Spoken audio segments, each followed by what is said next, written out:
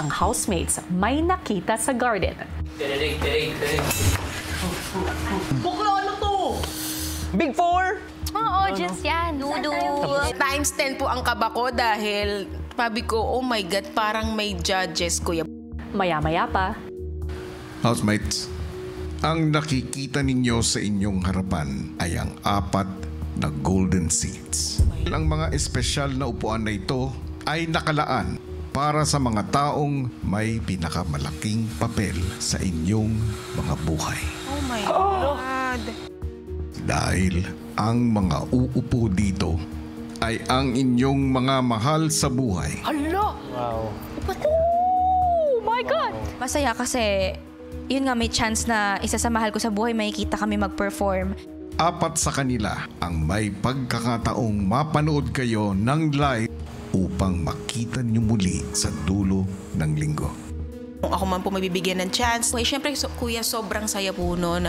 Kumbaga, mas gaganahan po mag-perform. Upang malaman kung kanino mapupunta ang pribilehiyong ito, maghaharap ang 3 grupo sa 2 kapanapanabik na hamon. Oh my God.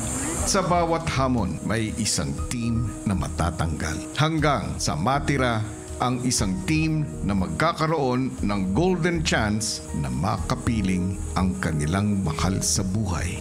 At ang unang challenge ay mangyayari mamayang gabi. Kaya housemates, good luck!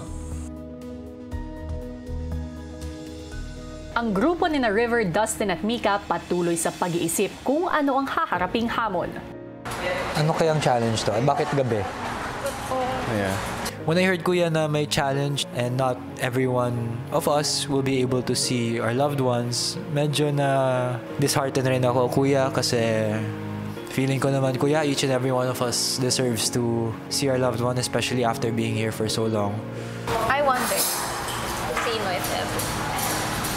Na-imagine ko na agad, ang tagal ko nang hindi nakakita ng family member or like kahit kaibigan, ganun.